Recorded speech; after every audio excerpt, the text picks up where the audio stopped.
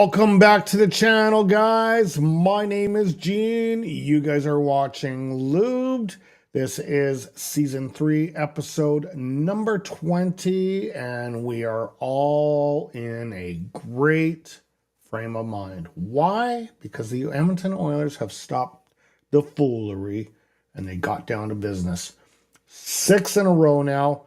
A very good, hard-played game. Almost a play. Well, I would say it was a playoff-like kind of game against the Minnesota Wild, and they gutted it out and got us the victory. Love what I'm seeing from this team. Oh, man. Like, where was this a month ago? You know, they had to put me into the situation of like, oh, yeah, they're not going to make the playoffs, to having to eat my words the other night. This team is on fire, man. Like, this team is kicking ass. I'm going to say it. They're kicking ass, man. I love what I'm seeing on the Edmonton Oilers. This is great. This is good times. Good times if you're an Edmonton Oiler fan. And you guys may wonder what the thumbnail was all about, because I have a St. Louis Blues Stanley Cup photo on that particular thumbnail. What I was referring to about that, St. Louis Blues in 2019 started off really crappy, and at the end of the year, they had the Stanley Cup. So that's kind of where I was kind of leaning to. Is this the St. Louis Blues 2023? That's if that confused you guys. So I'm so happy with what I'm seeing out of this team. I'm enjoying the games. This is just. It is amazing, but there's a lot of factors that will go into this, and we're going to go into it as we cover this episode. But I got nothing but good things to say. I'm hoping you guys will join in, and I'd love to hear your comments of what you think of the Oilers. I have another voting poll coming up later in the episode, so yeah, let's get into it. Let's dive into what we witnessed here. Let me just hide the ticker here, get that out of the way, and we'll switch banners up and forward it. Okay. So the Edmonton Oilers played the Minnesota Wild.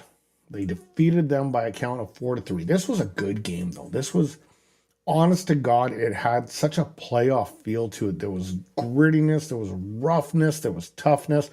Was a bad hit by Evander Kane, and even by my omissions, he's lucky. He's lucky because I think that was in the numbers. The player did not return after that injury, but yeah, it was kind of a bad call. There was a supremely amazing, patient play by McDavid to score a goal on Fleury. Fleury was lights out at 39 years of age. Wow, can you imagine if we can manage to steal him? We'd get a cup for sure. Because Fleury was the only thing that I think kept Minnesota within reasonable distance in this game. Other than that, Oilers just outplayed them in every aspect of the game. And yeah, even with that, Fleury held them in, and Minnesota made it a close game. But this is the Oilers' nemesis, is the Minnesota Wild, and we finally beat them. And now we got the New Jersey Devils coming up next.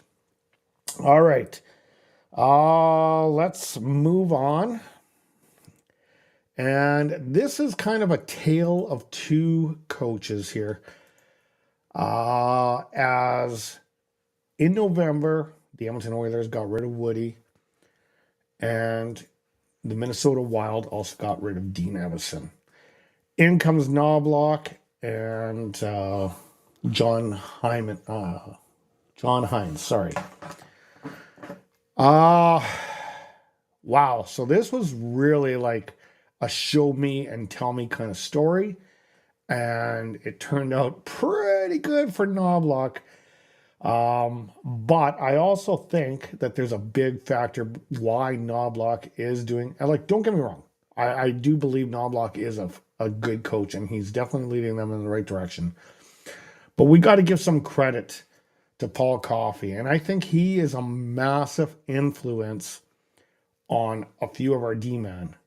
I think Evan Bouchard has been lights out lately. Darnell Nurse is looking like the $9 million D-man that we signed. And then you got complimentary play for I'm not speaking right, from Desharnais and Kulik. They're looking good too. I think the whole D car is looking good. I'm so impressed with this team right now. I'm on cloud nine right now. Even though I was so down on them earlier, like literally 15 days ago, saying, "Oh, they're out, they're done, game over, season's over." I always told you guys I'd never be out on the Oilers completely. I would be out on the season, and I'm telling you right now, I'm shocked. I'm shocked because I thought there was no chance, but I do believe there is a chance, and not just a chance, but a chance to win the Stanley Cup this year. Like, I'm not even joking. What I'm seeing out of the Edmonton Oilers is literally amazing. Okay, let's move on to the scoring summary from the other game. I'm gonna bring up the graph here. Just 1 second here. Okay, so the Edmonton Oilers did beat the Wild, and because last episode I didn't have good eyesight and all that kind of stuff, and it was kind of a crappy episode. My titles didn't work out. I do apologize. I am a one-man crew here. I do all the editing. I do all the videoing, so I do apologize. Sometimes I will make hiccups. Oh, by the way, before I get into this, and I should have mentioned this at the beginning of the episode, something that I've totally overlooked was the fact that Connor McDavid made it into the Canadian Walk of Fame. So a big, huge congratulations. And another congratulations to, or a happy birthday to Matthias Janmark, who happens to celebrate his birthday on the same day as mine. December the 8th. Yes, that's right, guys. My birthday was yesterday. We're 20 years of difference, but whatever. I mean, yeah, it's kind of neat to know that Janmark has the same birthday as I do. So, yeah, so a big, huge congratulations to that. Okay, let's get into, I should have said that, like I said, at the beginning of the episode. Let's get into the scoring summary here. As it started with Evan Bouchard. I think this was the wrist shot play by him. I'm pretty sure it was the nice wrist shot. Beautiful wrister from Ryan Nugent-Hopkins and Zach Hyman in the first period at 15-16. This was his first goal. We go to the second period. Matt Boldy would tie it. And I'm telling you, Oilers were just killing Minnesota on the shots on goal. And Marc Andre Fleury, at 39 years old, was outstanding. He was absolutely outstanding. This game should have been and could have been a much higher score. So Matt Boldy would tie it at 15 seconds of the second period. And then Joel Eriksson-Ek would get the 2-1 lead from Matt Boldy and Marcus Johansson. Connor McDavid would exemplify the whole word of patience on this goal here, as he kind of looped around and then tucked it in behind the net. This was like, I think I went on Twitter and I gave a Homer Simpson moment. Like it was crazy, the goal that he scored. That was from Ryan Nugent-Hopkins and Evan Bouchard. Evan Bouchard had a hell of a night, by the way, guys. And then Connor McDavid would also score again, and this is from, Connor Dewar. Sorry, I got that wrong. This is Hartman from Brock Faber, and we have a 3-2 game. Leon Draisaitl would get a power play goal, making it 3-3, and then an absolute boom bash shot by Evan Bouchard, making it the 4-3 count, and that's your final. The Edmonton Oilers win this one. This was a tough game. This was a rough game. This had a lot of fisticuffs. There was a lot of anger in this game, and it was a nice game to see. It felt, honestly, this game felt like a playoff game, and it was nice to see. But the Edmonton Oilers come come and prevail, continue their winning streak, which is so awesome. Now they're at 6, and they are back in the game, man. Like, this is for real. Can't wait to see what they'll do here going forward. All right, let's move on here. So up next is the Jersey Devils tomorrow afternoon. This is Pacific time, it's a 1 p.m. start. It's going to be 2 p.m. for you guys in Alberta. This is going to be another tough one too. This is a tale of literally two very offensive-minded teams and two teams that really lack defense. So this is, honestly, New Jersey Devils is literally Edmonton Oilers East. And I'll explain that right away here when we get into some of the graphics here. Actually, let's get into that right now. Okay, so some of the stats. Okay, so historically, the last 10 games, head-to-head, 5-5. That's an even stance right there. Going back to November 3rd, 2017 to last year.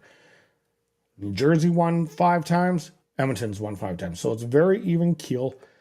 And to even further that, some of the stats that I looked at when I was doing the comparisons are, and I'm not going to read out all the stats. I think it gets a little boring for you guys. So I'm just going to kind of go over the ones that really stood out for me. And we have the goal. For goals, New Jersey is 4th in the league. Edmonton is 6th in the league. So they're very close on that aspect of things. New Jersey is in the role of Edmonton last year as they hold top spot on the power play. Oilers are 4th in the power play.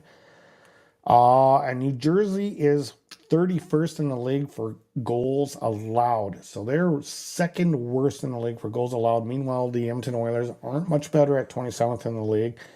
New Jersey, shockingly, coming into this game, 6th in the Metro. This is not what I expected when this season started. Edmonton, 5th in the Pacific. So a tale of two stories of teams that should have been doing a lot better, but are not. So it's going to be an interesting game tomorrow. I'm totally looking forward to it. I'm going to get myself some hot wings and some beers and really enjoy the game, and then I'll report the game back on Monday. But it should be a good one. Okay, guys, I got a new poll question for you guys. And let me just switch the banner here. Which Edmonton Oiler has improved the most since the coaching change? Okay, so I got basically 4 names here.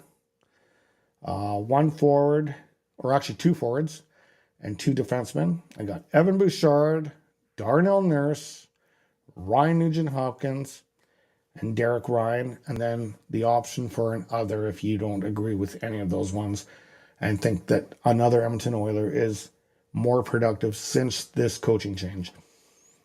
I don't want to influence the decision, so I won't give you what I think is the most improved Edmonton Oiler, but I'm telling you, we're starting to see a lot of improvement from a lot of these guys. Defensively, this team is starting to kick it. Like they finally figured it out. I think they just played with a little bit more. They're not trying too hard, to be honest with you. They're playing the game. They're playing the game. McDavid's starting to flourish. Draisaitl was showing a lot of frustration in that last game, but yeah, they're playing good. So anyway, guys, hit that QR code there with your phone. Give me your votes. I want to hear from you guys. I want to find out what you guys think. Because I know what I think. I want to get your guys' opinion, see if I'm kind of on the same pace of thought that you guys have. It should be good. All right, that brings us to final thoughts, and it's your comments. And there is a few here. So, and it's all from Renegade Man. Renegade Man, I appreciate you chiming in. Let's start with your first comment. Okay. It's hard to say about the Oilers being compared to the 2019 St. Louis Blues. It's a different team, different year. Also, Bennington was hot. Correct. I will not deny that. Bennington came in there and he really, actually, he was probably the savior of that season. So I do agree with you on that one. Okay. And you got a Broberg comment here. Okay. So instead of Broberg complaining about ice time, sorry, he should make use of the minutes given and do something about it. If he's that good, he would replace Darnay and Kulik and would have been traded. Can't dispute that either. You know, the one thing about Broberg that really, I don't know, I guess kind of pees me off. It's just the fact that he complains. And we've seen this out of Puljujärvi. We're seeing this out of Patrick Laine. And that's why I kind of made the Nordic comment. I'm not trying to, make the whole Nordic region like a bunch of whiners and complainers. But I mean, at some point in time, you got to buck down and you got to play your game. And you got to. I like what Ekholm said. Ekholm said it really good. There's a time where you just got to. You got to kind of tune out the coach a little bit and play your game. And I think Broberg is kind of caught in that little trap. He wants to make it so bad and he wants to do so much and he wants to do what the coaches say because he's just new to the NHL. But at the same time, he's not doing his thing. And I've been there. I've in previous jobs I've worked at, I've done what my foreman has said and all that kind of stuff and always tried to do the good thing. And I tell you what, it doesn't matter what walk of life you do or what kind of employment you do. There's a certain point you have to do things your way to really flourish. And eventually it'll wear on your foreman, it'll wear on your boss, and they'll say, man, that guy's a good worker, that guy's whatever. So it kind of boils down to the same thing. All right, Renegade Man, another comment here. Thanks for chiming in, Renegade Man, and I appreciate you chiming in on NHL Aftermath too. We got to get the conversation started. I want more than just you guys or you commenting, but we'll work on it. We'll get her up. The Oilers might end up having $9 million defenseman for 3 years. Might having two $9 million. Well, the way they are rating right now, Broberg is like, something's got to give here because Draisaitl is going to get a raise. We're locked in with Nurse for $9 million. So that's not going to change. And that's till 2030, I believe. And Bouchard, I mean, if he continues what he's doing, he is definitely 100% going to be getting close to Darnell money.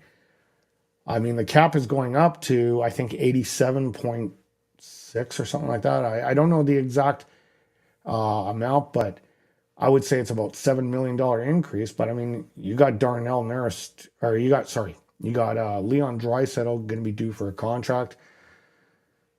There's something's gonna give. Something's got to give. They definitely got to get Campbell off the books. That's for sure.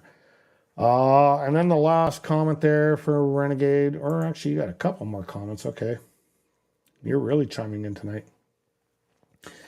I'd like to have what drugs management would be by taking the Oilers who brought back Campbell if he's not doing well in the NHL. So there's a reason why you're going to bring him back. And the idea of bringing him back last week was very, very prominent. And then he stunk the last 2 games in the AHL. And they kiboshed it. They're like, nope, we're not going to bring him back. You want to showcase him so you could try to trade him, right? Because there was a lot of Merzlicken talk and all that kind of stuff. I did a video on that. It obviously didn't come to fruition. That's kind of why I don't like doing rumor videos, but there's a certain point where there's a lot of smoke and I have to do the rumor video.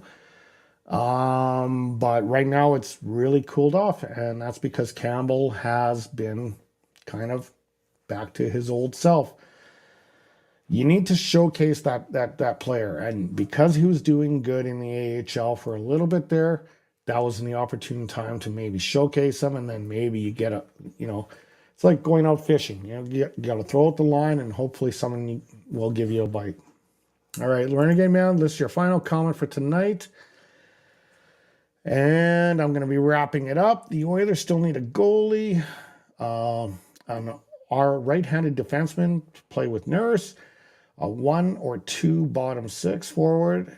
I don't know if the Oilers are interested in Barry. I think Barry would come back in a heartbeat. But again, they got money issues. How do you fit them into the cap? I don't see how that would work. So we'll see. We'll see what happens. We will see. All right. Thanks for chiming in, Ryan, Renegade Man. I want other people to chime in and make this channel something that would be very good. Just one word of note when it comes to NHL Aftermath. I had a discussion with Sammy, and we are going to be moving on to doing the episodes NHL Aftermath on a bi-weekly basis. So we will be back next week with that for you guys that like just the content that we bring on the NHL. All right. All right, guys. Well, Renegade Man, anyway. Thanks for chiming in. Really appreciate it. It should be a hell of a game tomorrow when the Edmonton Oilers take on the New Jersey Devils in Rogers Place. I have got to get out there sometime and go to a game, and I just don't know how I would be able to do the video. Maybe I would have to bring my laptop and do a video from there. I don't know. Anyway, guys, thanks for chiming in. Thanks for your comments. I really, really, really appreciate it. If you enjoy the content that I bring on this channel, feel free to hit like, share, and subscribe. Talk to your friends. Let's try to build this up more. Same with NHL Aftermath. Would really appreciate it. I want to try to build this up and get myself to a point of being monetized. I'm still not monetized. I do this for fun, and I'm on the third season. I know I got a lot of work to do with how I present the videos and all that kind of stuff, and bring you a little bit more information that is useful instead of just yammering on. But I also like to give you my own personal touch and thoughts. But thank you for tuning in. I really appreciate it. And as always, stay healthy, stay happy, stay hydrated. I will talk to you on Monday night.